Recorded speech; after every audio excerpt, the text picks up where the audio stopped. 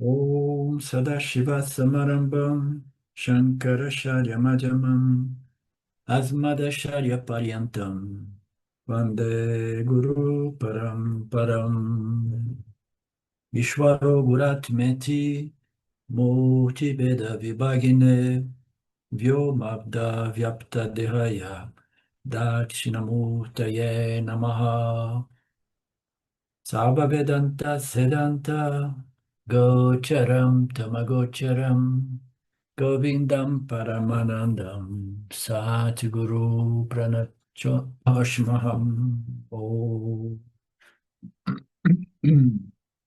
Namastê, Om Vishwara. Ah, de volta, né, no capítulo 12, agora o arquivo 15 e 16, sempre naquela mesma batida, a Krishna apresentou, né, todas as sadhanas. Depois ele foi mudando de assunto, né, de uma coisa a outra. Aí depois ele exaltou, né, que é o tema principal deste capítulo, né, o Bhakti Yoga, né, a yoga da devoção, né, que não é exatamente uma prática espiritual, mas é uma atitude que precisa acompanhar todos os estágios de práticas ou de sadhanas espirituais, né, ao longo do nosso trajeto, né? E depois ele chegou na conclusão de que a devoção mais superior é a devoção do Jnana Yoga, né? Ele dividiu esta devoção, essa yoga da devoção. Eu tenho dificuldade de chamar isso de yoga ou de prática espiritual, porque não é um caminho per se, né? Mas ele dividiu esses estágios, 5 estágios de devoção, 2 estágios, cada um deles a nível de devoção a Saguna e Ishvara, né? Através do Karma Yoga, você utiliza uma Ishvara, né? Com nome e com atributo e com forma, e depois você desenvolve, expande a sua mente de modo a você ter devoção para Ishvara como a totalidade de todos os nomes, cores e formas, né?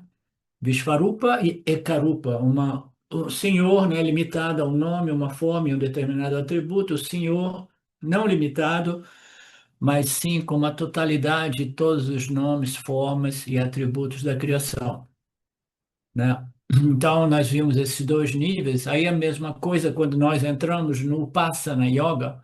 O Upasana Yoga, Karma Yoga, esses sim são sadhanas espirituais vedantinas, né?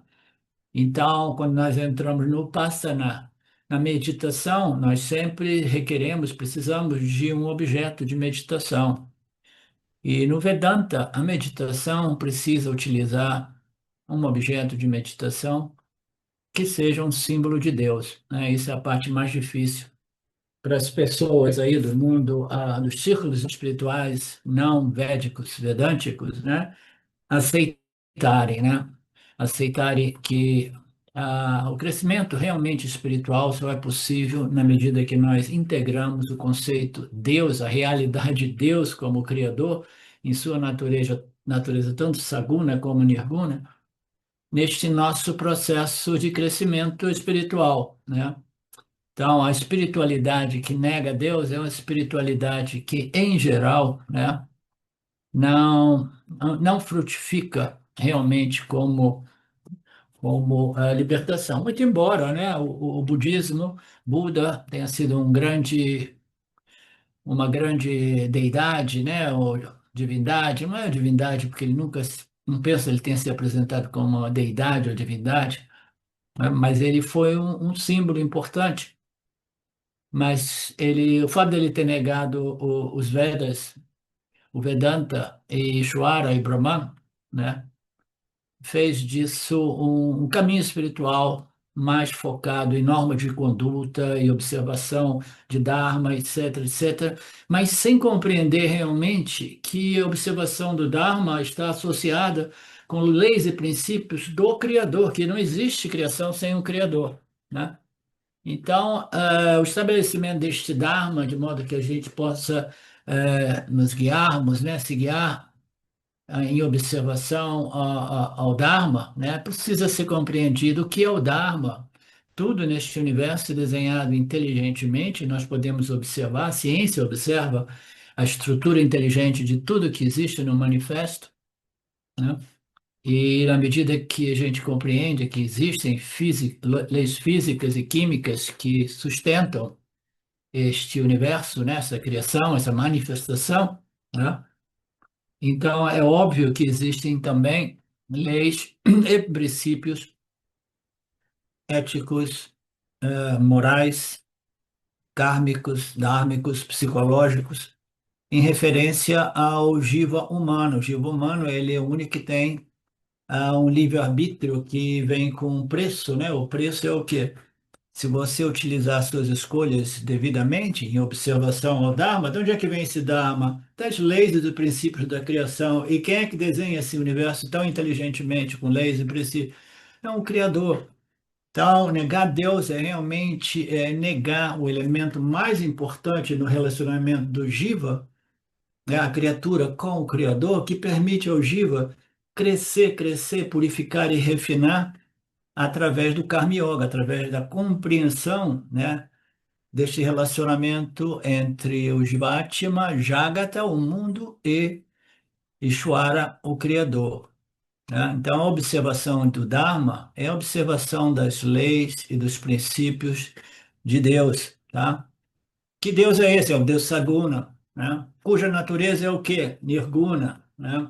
Então, é tudo muito simples. Mas a rejeição do conceito Deus se torna um obstáculo enorme. Então, ele iniciou falando sobre esses cinco estágios, estágios esses que devem ser acompanhados, né, pela atitude devocional, que é uma emoção importante. A emoção devocional é muito importante, né? É uma conversão de nossas emoções mundanas, humanas, né, baseada nos quereres, no ganho daquilo que eu quero e no evitar o que eu não quero. Que nós estamos falando uma devoção sublime em relação ao Criador, que nos permite aceitar tanto o que eu quero quanto o que eu não quero, com equanimidade, né? Então, estamos falando de emoções realmente muito superiores, né? Ok. Então, eu estava dizendo, né?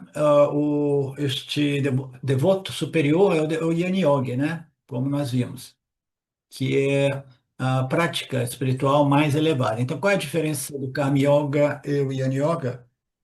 Karma Yoga, ele se refere ao estudo, né, e à contemplação de tal estudo a respeito da natureza dos gunas de Ishvara, entendeu? O que é essa configuração chamada Ishvara? O que é esse sistema Ishvara? O que é essa inteligência suprema? Né? E por que da importância de nós compreendermos Saguna e Ishvara de modo que nós possamos viver em harmonia com o Criador, com suas leis? Né? Então, o Karma Yoga se refere a isso, o estudo e a compreensão, a contemplação e a observação das leis de Deus, né? Então, o Yin Yoga é diferente, porque Yin Yoga é quando o indivíduo chega a um ponto de preparação, de desenvolvimento, né? Ele é capaz de começar a contemplar um conceito muito mais sutil, que é o conceito de que a real natureza de Saguna Ishvara é Nirguna Brahman. Ele é livre de qualquer atributo, ele não faz nada. Ele é um princípio consciência, testemunha, que não é uma entidade que faz e que experiencia, né? O que experimenta. Então, o Yin Yoga é o yoga mais superior que existe, mais sutil, né? Simples, muito simples, mas mais difícil, e a menos que o indivíduo esteja muito devidamente qualificado.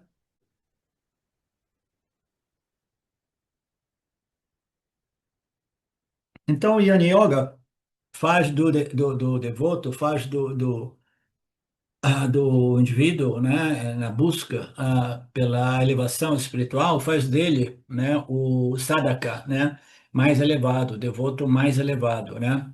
Ele está tentando compreender a natureza de Nirguna Deus. E por que da importância de compreendermos a natureza de Nirguna Brahman, ou de Nirguna Ishvara? Porque Nirguna, Saguna Ishvara é de natureza Nirguna em sua real natureza, do mesmo modo que o Jivatma, em sua natureza, real natureza, é Nirguna, é livre dos gunas, porque tudo é a consciência, né? Sofrendo essa sobreposição de configurações feitas através dos gunas de Maya, né? Então, por que que é tão importante compreender a natureza Nirguna Brahman, o Nirguna Atma, o ser livre dos Nirguna, dos gunas? Por que que é tão importante compreender Deus em sua natureza livre dos gunas, né? O Atma, o Nirguna Atma, o Atma livre, o ser é livre dos gunas, a consciência é livre dos gunas. Quem é que depende dos gunas? Quem é que é configurado pelos gunas? A mente, o intelecto, né? O corpo. Tudo isso são configurações dos gunas, mas aquilo que é consciência, existência é livre dos gunas. Por que que é tão importante a gente compreender a natureza nirguna de Deus? Quem é que pode me responder?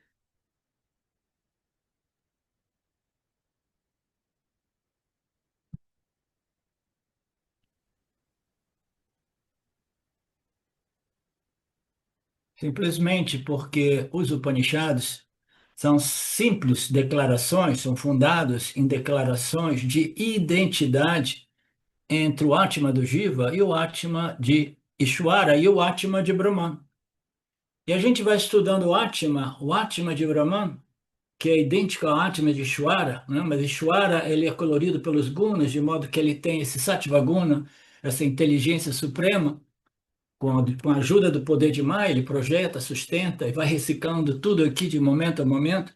Mas por que que é importante compreender a natureza nirguna de Deus? Porque no final de todo esse processo vedântico, as declarações são que o Atma do Jiva é igual e idêntico ao Atma de Ishvara, que é igual e idêntico ao Atma de Brahman. E a gente está estudando o Atma de Brahman no Yana Yoga do Vedanta, a gente estuda o Atma de Brahman, o Atma de Brahman. E o que que a gente vem a saber disso? Ele é infinitamente livre e ilimitado, né? O Atma de Brahman, que não é uma entidade experienciadora, é infinitamente livre e ilimitado, né?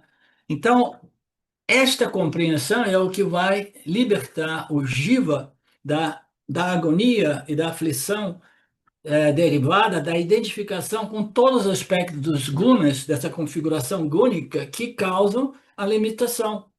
Tá? Então a gente compreende, a gente entra no âmbito do estudo de Nirguna Brahman, porque no final das contas, né, o que é dito nos Upanishads é que você é de natureza Nirguna Atma, tal qual Brahman e Ishvara. Jagata também, né? Tudo somente é Nirguna Atma, né? Essa consciência existência. Você entendeu, Mário?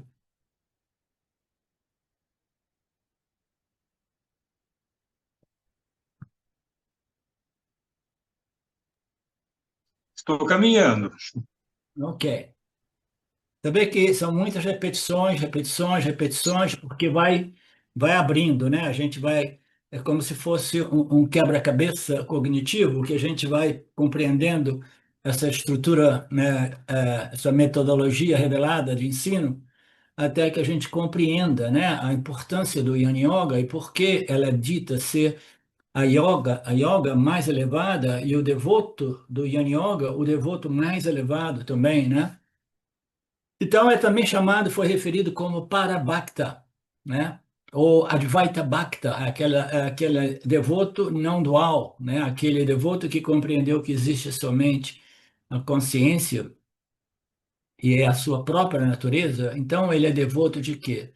Ele é devoto de Nirguna Brahman. Mas, como eu costumo dizer, a devoção, tal qual o Passana, a meditação, requer sempre um objeto de meditação. A devoção também requer um objeto de devoção. Então, a devoção, para que ela possa realmente existir, ela precisa de um símbolo de Nirguna Brahman, que é Saguna Ishvara. Então, a gente, né, tem a devoção dualista, e aqui, às vezes, aparece como uma devoção não dual. É porque você utiliza um símbolo, qualquer que seja, mas sabendo que aquilo ali é simplesmente um símbolo de Nirguna Brahman, que é a única realidade, que é um sem o segundo, tá? Então só existe Nirguna Brahman, só existe consciência, existência. E se eu quero ser um devoto, que eu seja um devoto Advaita, que eu não veja divisão entre eu, o devoto, e o objeto de devoção, porque sou eu mesmo em minha real natureza. Então, é um devoto sem divisão, tá? Mas ainda assim, o devoto, ele requer um objeto. E todos os Mahatmas que nós conhecemos, né, que eu estudei, conheci na nossa tradição, eles também são devotos de deidades, e até mesmo deidades, né, que existem no âmbito da cultura védica hindu, né? E nós vimos nas aulas passadas que, na verdade, o Yanni, né, ele desfruta, ele vai curtir ainda mais a devoção dualista uma vez ele se torne um Yanni, porque ele sabe, eu sou devoto deste grande mágico, né, deste grande ilusionista que é Maya Shwara, que projeta tudo isso, no qual eu apareço, né? E através deste Magic Show, né, eu obtenho o conhecimento da natureza da realidade, né? Então, é uma dualidade, né, um Bhakta, né, dos mais elevados. E você sendo um Yanni, se você nasceu no âmbito desta cultura hindu, né, você desenvolveu estes relacionamentos com essas deidades pessoais, né, Nishta Devata, né, são essas deidades que eu me sinto mais atraído, né, que simpatizo mais com elas. Então isso permanece, né, diversos dos nossos Mahatmas estão ali ainda, né, fazendo alguns pujas devocionais, porque é parte do campo de vasanas, né, os hábitos, né, daquelas pessoas. Não é muito o caso nosso no Ocidente, por isso que eu prefiro enfatizar no quê?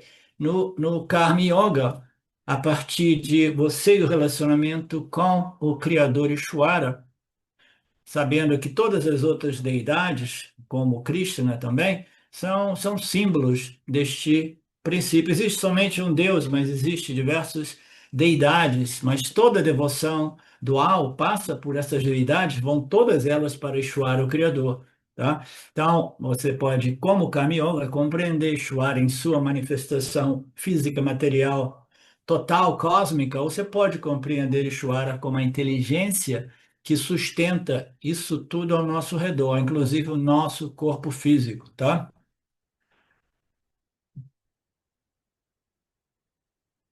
Então, é o Bhakta mais elevado, é o devoto mais elevado, né? É o sadhaka mais elevado, o Jnana Yogi, né?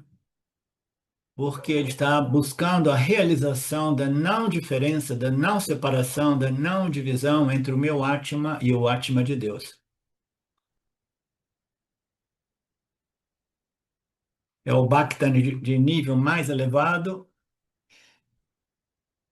E aí o Swami diz assim, necessariamente o Jnani e o seu conhecimento, o conhecimento que ele desfruta, né, é que o Senhor, em sua real natureza, não está separado de mim, eu não estou separado dele, existe somente um Atma de fato, né? Eu em minha natureza original, aqui é interessante, eu costumo dizer, o eu do Jivatma, em sua real natureza, né? Em sua real natureza, em sua natureza superior, o Swami Paramartananda costuma dizer. E aqui, pela primeira vez, eu vejo o Swami colocar em termos de o Jivatma em sua natureza original, né? São palavras diferentes, distintas, apontando para a mesma coisa, né? O Jiva Atma, o Atma do Jiva, que aparece colorida pelos gunas, aí quando a gente vê o Jiva, a gente vê o quê? O corpo-mente, né? Mas por trás do corpo-mente, a real natureza desse jiva é o quê? A natureza original, a real natureza, que é o quê? É a consciência. E a consciência é a natureza de tudo e de todos, né? Então, esta é a sabedoria sugerida pelo Vedanta, com as promessas que nós estamos vendo neste capítulo 12, né? A devoção não dual, que é a devoção do Jnana Yogi, né? a pessoa desenvolve um benefício particular, ele vai colher um fruto de todo esse esforço espiritual que as escrituras definem como o Jivan Mukti, que é a liberação enquanto ainda associado ao mundo físico através do corpo físico. Então, Jivan Mukti é uma situação de libertação desta identificação equivocada que causa sofrimento, enquanto ainda associado ao seu corpo físico, tá? Então, porque existem muitas culturas espirituais ou linhagens espirituais que oferecem a libertação, mas somente depois da morte. Né? Os Upanishads vêm para dizer, não, na verdade, depois da morte ninguém tem certeza de nada, porque a gente entra no campo do esoterismo. Tá? Mas aqui, enquanto encarnados, né, vivendo no planetinha dos bárbaros, a gente tem a possibilidade de libertação, né, para desfrutar desta condição referida como liberado enquanto ainda encarnado, Jiva Mukti. Primeira coisa que observamos aqui, que não é um benefício depois da morte, mas é um benefício aqui enquanto vivos, né?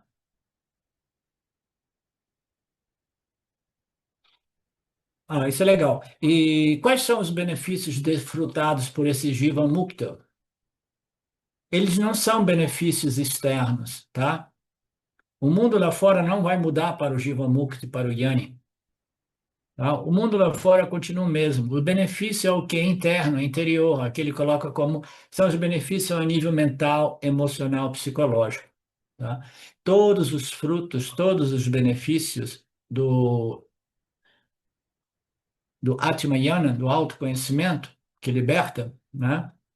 São benefícios interiores. O corpo físico do Yanni continua a envelhecer até a morte como qualquer outro corpo. Né? O mundo lá fora, o corpo físico é parte do mundo lá fora, o resto dos outros corpos e os outros objetos continuam seguindo suas próprias naturezas sem levar em conta esse cara é um Jivamukti, chora, não quer saber nada disso. Né? O Atmiyana vai beneficiar o indivíduo interiormente, de modo que ele vai viver com esse sentimento de equanimidade, né, de força mental, emocional, psicológica, de capacidade de lidar com os altos e baixos da vida, sem perder a sua discriminação, sem perder a sua observação do Dharma e sem perder a sua paz e alegria interior. Ok, Márcia? Você entendeu por que que este processo é um processo que não aceita atalhos, é um processo que envolve, né, um esforço gradual ao longo de vidas ou anos, dependendo do nível de qualificações nós chegamos nesta encarnação. Por quê? Porque ele vai produzir uma transformação enorme na vida do indivíduo, né? Que é sempre a nível interior. Então, no mundo do esoterismo e misticismo, as pessoas pensam que não, o Jivamukta, o Yanni, aquele que se liberou, né? Ele deve ter poderes milagrosos, deve ter poderes extrasensoriais, né? Ele deve ser um Siddhi, né? Deve ser a capacidade, né? De, de criar sua própria realidade ao mundo, na realidade física. Não, ele cria sua realidade, ele purifica o modo qual ele entra em contato com essa realidade física, né? O pratibhasika, de tal modo que a sua experiência, né? Vyavahárika, de modo que a sua experiência, né? O seu pratibhasika, né? Ele é feito de modo através de uma mente purificada que tem força e equilíbrio para lidar com as dificuldades e os prazeres da vida, as dores e os prazeres que são inevitáveis, né, para todos nós. Então não tem nada a ver com misticismo. Krishna não menciona aqui nenhum poder siddhi, ou poderes extrasensoriais ou milagrosos, quando ele descreve os frutos do Atmayana. Em nenhuma das nossas escrituras é mencionado nenhum desses poderes mágicos, tá? Jivamukta nada mais é do que desfrutar uma mente que está livre das grandes perturbações emocionais regulares que estão presentes na vida do Aniani, tá? Então, é importante a gente ouvir isso de alguém que tenha sido beneficiado por tudo isso, alguém que possa dizer que, né, depois do Atmayana, as perturbações, e depois de uma posterior assimilação e internalização desse autoconhecimento, as perturbações emocionais já não ocorrem, tá? Elas desaparecem simplesmente. Elas continuam sendo menos e menos e menos, chega um ponto que praticamente elas. Quando eu falo de perturbações emocionais, não é uma irritação que ocorre aqui e ali. Significa simplesmente aquelas perturbações que permanecem causando o quê? Mau humor, causando uma situação mais crônica de depressão, às vezes. Eu lembro o tempo que eu tinha depressão, eu lembro quando eu era garoto, tinha depressões que levavam dias para passar, entendeu? Então, essas coisas desaparecem porque a mente do indivíduo foi purificada no fogo do Atmayana, né? E agora ele desfruta de uma mente livre dessas perturbações emocionais. Na época que eu sofria de dor emocional, eu era ainda associado com o meu primeiro guru, que eu não posso mencionar o nome, e às vezes eu fazia alguns grupos lá com outras pessoas, outros terapeutas em torno, né, a sua sanga, né? E, e ali uma vez eu ouvi uma pessoa falando que entre as dores humanas, a dor emocional é aquela mais doída que existe, mais dolorosa que existe, né? Eu nunca esqueci, eu lembro da pessoa que falou isso, né? E eu fiquei registrado, é mesmo. A dor emocional é a dor mais doída realmente que, né, acaba consumindo o indivíduo, né? Porque uma dor física passa, por mais dolorosa que ela possa ser, né? Uma dor de dente, ela passa, mas a dor emocional é uma coisa que vai criando raízes, entendeu? E vai, né? É difícil da gente se livrar de dor crônica emocional. Quais são as perturbações emocionais regulares por quais todos passam, que nada mais é do que a doença do samsara? Vocês entendem o que é a doença do samsara? É uma condição psicológica de grande dor, de grande sofrimento psicológico e emocional, devido a diversos fatores, entre eles desenvolvimento de samskaras, de atitudes, de predisposições negativas, né? De pensamentos, né? Que causam sofrimento. Então, o que é o samsara? O Swami aqui apresenta o samsara como uma inadequação básica, né? Então, o sentimento de inadequação é parte da doença do samsara, tá? Mas a gente pode apresentar a doença de samsara de vários ângulos, né? Essa inadequação básica, ela se torna um sentimento de inadequação crônica que permanece a nível subconsciente e como tudo neste mundo nosso vem a ser normalizado, tá? Então, essas dores crônicas, essas dores subconscientes, que vem tudo desse sentimento de dali tem alguma coisa faltando, né? Esse sentimento de insuficiência, de vazio, né? De inadequação, né? Então, de culpa, né? Então, todos esses sentimentos, eles formam a fundação daquilo que é a doença de samsara, que é uma constante experiência de desejos vinculativos, de frustrações fortíssimas, né? De competição, de raiva, né, de frustração, uma lista enorme, né, e dependendo do texto, a lista é grande essas, dessas dores, dessas perturbações mentais, emocionais, todas elas decorrentes da ignorância a respeito da real natureza do eu, que faz com que o indivíduo se identifique com o corpo-mente e ele vai se sentir o quê? Limitado, insuficiente, inadequado, invariavelmente. São graus distintos, né? Mas todos nós nascemos com esse sentimento de limitação, insuficiência e inadequação. Isso se torna crônico, permanece lá, né? Minando a nossa alegria interior. Aqui o Swami apresenta algumas das emoções perturbadoras, né, do samsara, que é a irritação, a raiva, que leva à ganância, à ambição, né?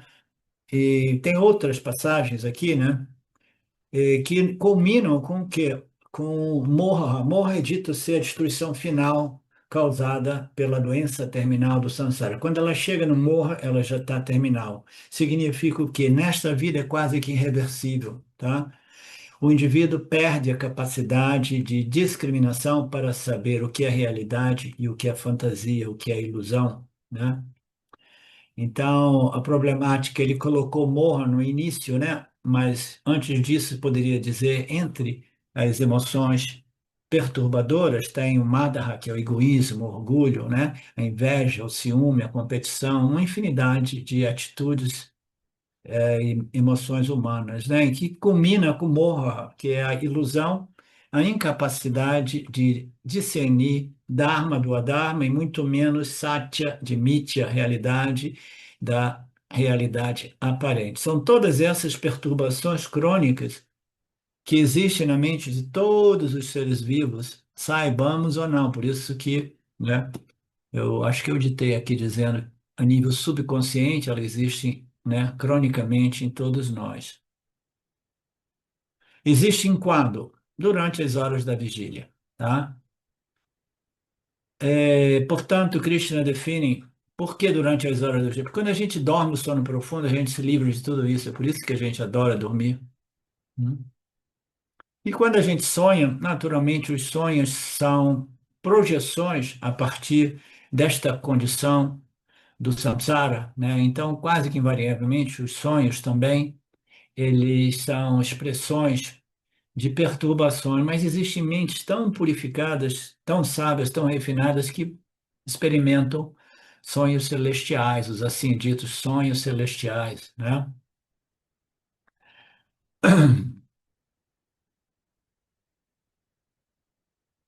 Ok, Krishna define moksha aqui como liberdade de toda essa problemática mental, emocional, psicológica, crônica, né? Que existe fundamentalmente na base da experiência humana. Está sendo enumerando no 15º verso. Ele vai enumerar nos próximos versos. O problema também é isso é que está enumerado no 10º. Não, nós vimos recentemente, nós já passamos por ele. Não, nas últimas aulas. Krishna mencionou 4 dos distúrbios mentais aqui. São crônicos. A exaltação, aqui ele apresenta uma outra lista, né? Do outro ângulo. É muito bacana essas nuances, né? O quanto né, rica pode ser a exposição da problemática do samsara, né? Aqui agora ele apresenta de um outro ângulo como que a experiência de exaltação no sucesso, né? E de depressão no fracasso, né? Que é fruto da mesma ignorância espiritual, né? Aí a gente pensa, por que que ele está apresentando a exaltação? Porque a gente pensa que não, a exaltação do sucesso não é um problema, né? Mas em realidade é a exaltação do sucesso, é uma identificação com esses resultados, assim ditos, sucesso, né? Que são passageiros, que são limitados, né? Que são enganosos, né? E que podem até causar sofrimento, dores ou causar, como se diz, doenças ou até a morte, como a gente sabe, todas aquelas anedotas, né, ilustrando a pessoa que morreu de um ataque cardíaco no momento de muita exaltação, porque no futebol alguém venceu, ou ganhou na loteria esportiva, ou aconteceu alguma coisa maravilhosa, o indivíduo, buf, né? Então, a exaltação, ele colocou a massa, a intolerância e a impaciência, o medo e a ansiedade, tá? Então, o medo, né, é um desejo negativo, né? Eu não quero o que eu não quero. A ansiedade é derivada de qualquer desejo, seja ele negativo ou positivo, vai criar o que é um desejo por haver ou evitar, cria uma expectativa, e a expectativa cria uma ansiedade, essa ansiedade é perturbadora. A gente não nota porque tudo isso é normalizado, mas cronicamente está ali, né? comprometendo a nossa alegria interior, tá? Intolerância, né? A massa, né? Intolerância, né? A gente é intolerante por quê? Porque nós nos tornamos rígidos, né? Eu quero o que eu quero, quando quero, como quero, né? Eu não tolero as pessoas que não sejam tão perfeitinhas como eu, né? Eu sou impaciente, quando eu quero agora, né? Não consigo esperar, né? Eu quero o meu moksha esse mês, né? Então aqui ele apresenta a exaltação, Harsa, amarsa, intolerância, impaciência, Baya, medo. Medo é inerente à experiência humana. A gente tem medo de tudo sem que nós saibamos, tá? A gente tem medo de quê? De perder aquilo que nós obtivemos, que nos dá um senso de felicidade e segurança, né? A gente tem medo de perder isso. A gente tem medo de não obter aquilo que nós queremos, né? E a gente tem medo de não evitar aquilo que a gente, né, odeia, por exemplo, né, como a velhice e a morte, né? Então, o medo e a ansiedade, tá? Então, vamos ver a exposição aqui do Swami. Essa emoção flutuante constante, né? Ela vive se modificando, essas emoções. Essas emoções, elas são derivadas dos pensamentos que vão aparecendo em nossas mentes. A gente pensa que as emoções, elas surgem no coração humano por si. Não, elas surgem acompanhadas de um pensamento, um padrão de pensamento, um padrão de pensamento que está acostumado, habituado a pensar coisas que causam aquelas emoções perturbadoras, tá? Então, essas emoções, elas existem num fluxo constante de acordo com o quê? De acordo com as nossas vasanas, nossas predisposições a pensar. Quando a gente pensa, a gente sente. Existe uma sensação, um sentimento associado a cada pensamento. Existe uma sensação e uma emoção associada a cada objeto lá fora, no mundo físico material, durante a nossa interação. Por isso que a gente diz, o objeto e o pensamento ao respeito do objeto são a mesma coisa, tá? O pensamento são resíduos, memórias residuais de um objeto, né? Que quando eu penso vai me causar uma sensação de satisfação ou atração ou repulsão e medo e dor, tá?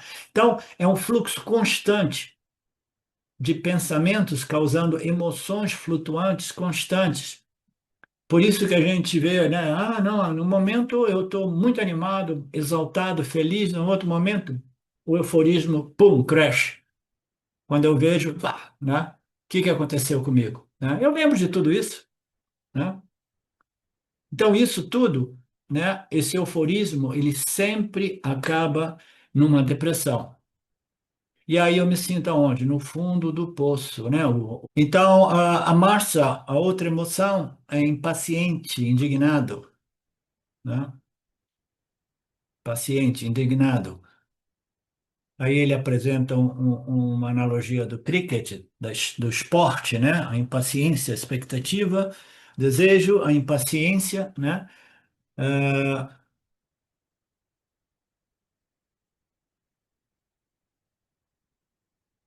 ok, ele faz analogias aqui a respeito do cricket, que é um esporte que eu não conheço muito bem, mas o ponto aqui é que a expectativa, não sei por que ele está apresentando isso em relação à impaciência, indignação, né? A frustração, a dor.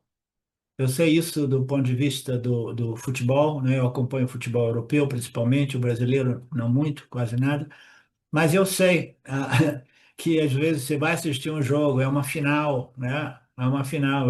Eu assisti um jogo recentemente do Inter de Milão, que é o time, né, que eu torço, né? E ele estava jogando contemporaneamente com o Napoli, que eram os dois, né, lá em cima na tabela, nas últimas duas rodadas, né? E aí, né, se o Napoli empata e o Inter vence, o Inter é campeão, né? No último minutinho, quando parecia, né? Mas era menos provável que o Napoli fosse empatar. E era mais difícil o Inter vencer. Mas o Inter estava vencendo de 2-1 e o Napoli estava vencendo, estava empatando de 0-0. Então, no último minuto, e os jogos estavam sendo no mesmo momento, eles iniciaram juntos, os intervalos foram no mesmo momento. No último momento, aconteceu um pênalti contra o Inter e o Napoli venceu. E o Napoli foi campeão. Então, quando você começa a ver o esporte, eu sempre começo a ver o soccer que eu gosto, é de modo muito objetivo e sem envolvimento.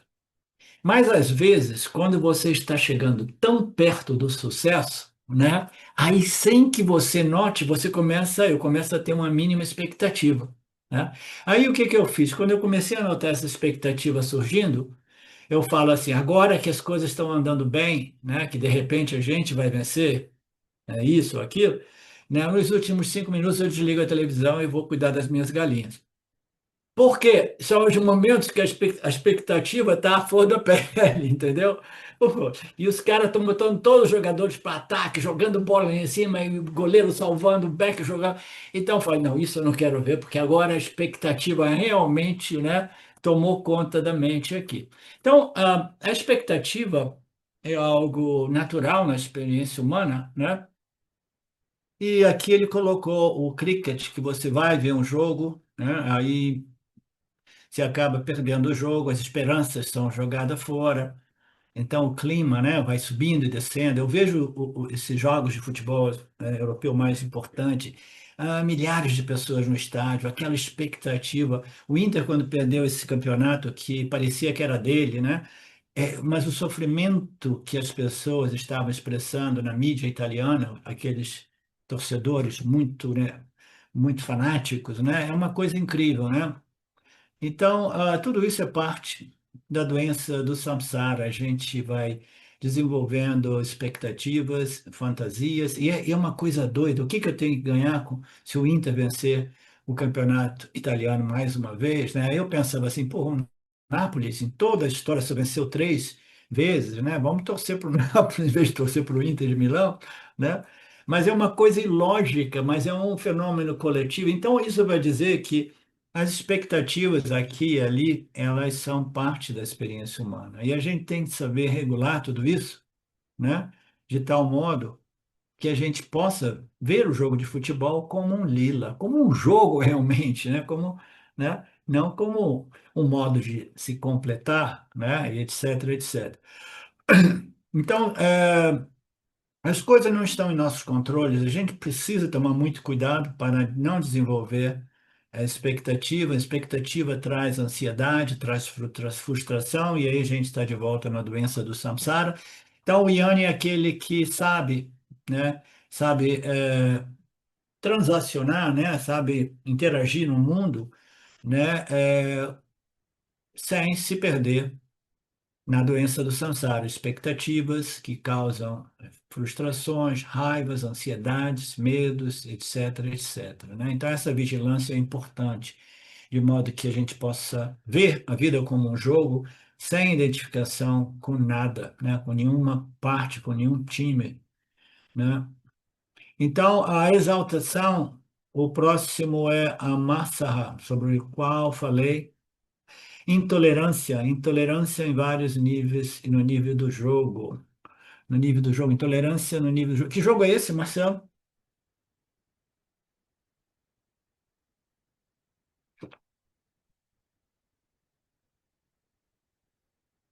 Eu esqueci, eu ia buscar o texto em inglês para ver, compreender melhor. Talvez a tradução tenha sido Ele em estava alta. falando do cricket, né?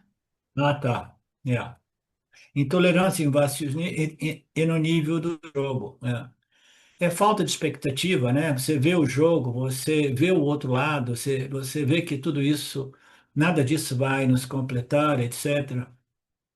Intolerância é o que não possa aceitar o sucesso da parte oposta, é em relação ao cricket, ao jogo de futebol, qualquer que seja. Então, intolerância, né? Ou simplesmente uma expectativa tão grande que eu não aceito o sucesso do outro, principalmente se for o time rival da minha cidade, né?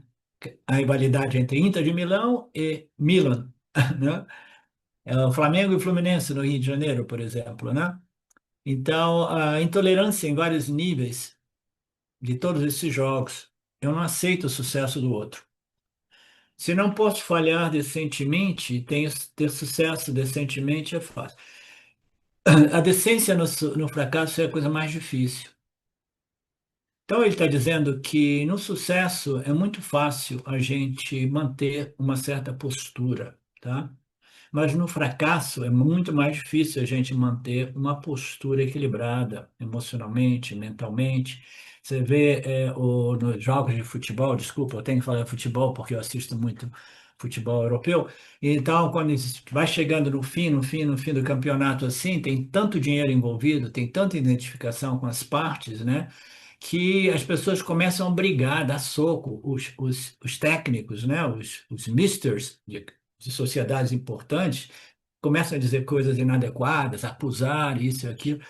Então, aceitar o fracasso, aceitar o sucesso do seu rival, do seu oposto, né, é a coisa mais difícil. Quando você está no sucesso, a sua postura, né, ela é fácil, mas é muito difícil no fracasso, na perda, né, porque vem o quê? A massa, a inveja.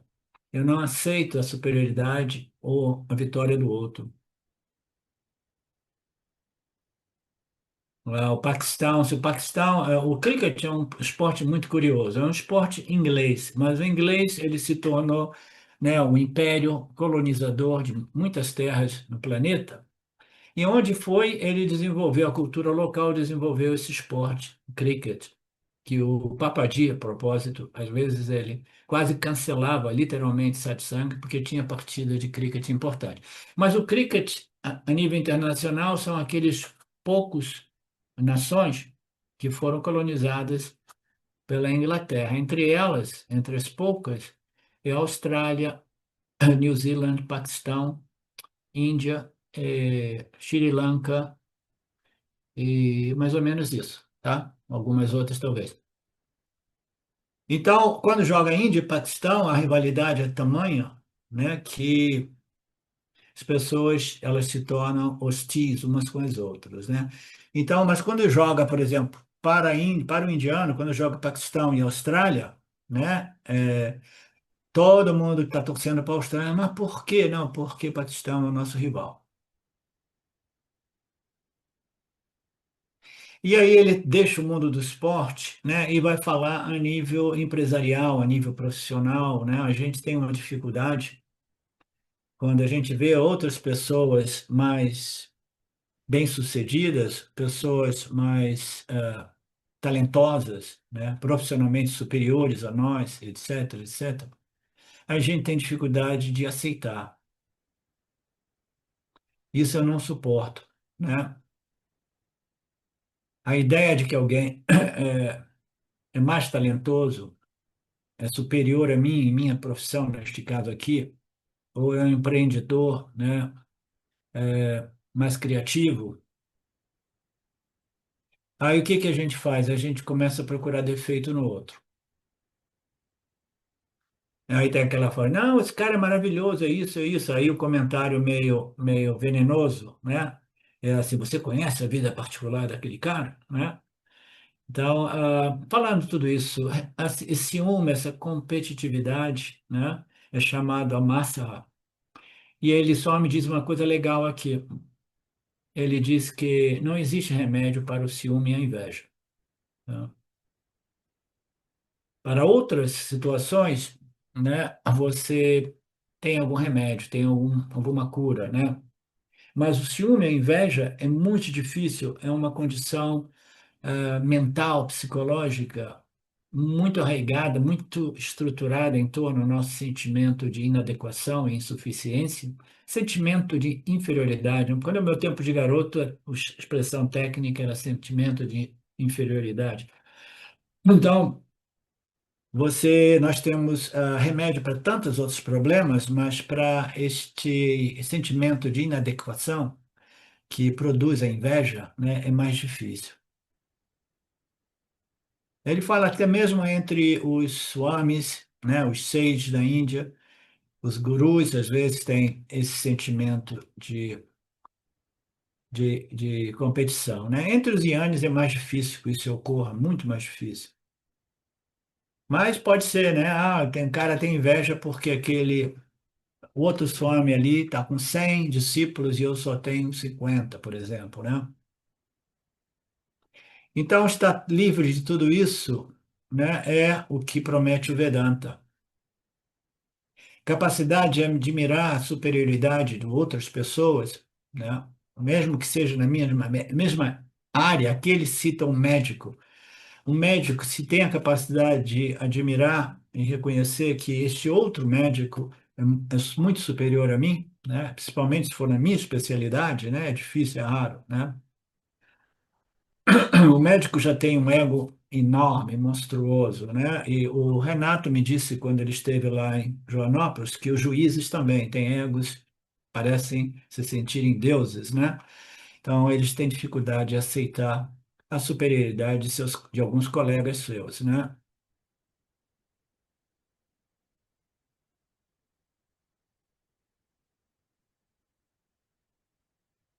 Ah, e uma piadinha médica ele apresenta aqui, uma dessas piadinhas que chegam a ele adora piadas, Swamiji. Eles falam, os médicos, tem uma piada de médico que dizem, um paciente veio e disse que eu tenho um problema, e eu fui no doutor X. Esse doutor X não me convenceu. Aí ele falou assim, e esse doutor que ele foi agora tem antipatia e é competitivo com aquele doutor X. Ele fala assim: você foi naquele médico? Esse médico é um tolo, ele é um incompetente. Que conselho ele deu para você? Aí o paciente diz: ele me disse de vir até você. Né? Então, então isso acontece no mundo de todos os profissionais, sejam eles músicos e assim por diante. Até swamis têm competição com outros swamis, é um problema enorme, inerente à condição humana. E você sabe o que é moksha, diz Swamiji? E você sabe o que é moksha? É liberdade de tudo isso. É por isso que as pessoas têm dificuldade de reivindicar esta natureza Satchitananda Brahman, né? A nossa real natureza, porque as pessoas têm dificuldade de acreditar que isso seja possível, né? Eu tive uma conversa no outro dia, né, com a Poliana, e aí eu estava falando que todas as promessas do Vedanta, das escrituras, né, os benefícios, né, eles servem como para motivar, incentivar, inspirar o buscador, né, deste moksha, né, desta libertação, deste autoconhecimento que liberta, né? Então, esses palas, esses benefícios, né, esses frutos, eles são reais. Você pode acreditar que seja possível viver uma vida livre de todas essas perturbações crônicas emocionais? Você pode acreditar que você possa viver livre, sem inveja daqueles que são superiores a você do ponto de vista, né, da sua profissão, né, ou da sua capacidade de inteligência? Você tem que, então a maioria de nós não acredita nessas promessas embutidas nos ensinamentos dos Upanishads. Você sabe o que é moksha, diz Swami? É liberdade de tudo isso, né? Aí a gente ouve isso e fala assim, né, não sei não, né? Mas eu tenho minhas dúvidas, né? Então, este autoconhecimento, ele requer uma total shraddha, confiança, nessas declarações e exposições dos Upanishads, que são baseadas nas experiências daqueles que obtiveram esse autoconhecimento que transforma. Porque, como nós vimos nas aulas passadas, existe um custo altíssimo, né? O benefício é enorme, é a liberdade da problemática psicológica, emocional humana, mas o custo é enorme, porque não existe atalho, não existe iluminação instantânea no mundo que quer sempre resultados instantâneos. Não existe, é um processo gradual, tá? de purificação, refinamento, que nos conduz, né, ao autoconhecimento e depois à internalização e reivindicação, livre de dúvidas, de que eu sou a consciência e a consciência é livre de toda essa problemática do samsara, né? Então, esse Shraddha é fundamental. E a gente só vai desenvolver esse Shraddha, essa confiança nas escrituras, na medida que a gente começa a colher os frutos iniciais, tá? Os frutos iniciais, eles já são colhidos. Não é ainda a liberdade de toda a problemática, mas a gente vai sentindo uma redução das experiências de perturbação mental, emocional, psicológica, né? A mente vai dizer, ah, consegui, é isso tudo, bababá, não, aquilo ali é só o início, aquilo ali é simplesmente uma amostra, um tira-gosto, tá? Então, o indivíduo tem que prosseguir nesse processo, sabendo que o custo é realmente uma vida dedicada a este processo de autoconhecimento que liberta, que transforma e que liberta, tá? Swami diz, esse é um estado de espírito maravilhoso. Você tem uma boa palavra sobre as pessoas, você nunca vai estar ali criticando todo mundo, procurando defeito, porque você se sente inadequado, você se sente inferior, não, né? Alguém perguntou a ele, o que que você tem a dizer daquele Swami?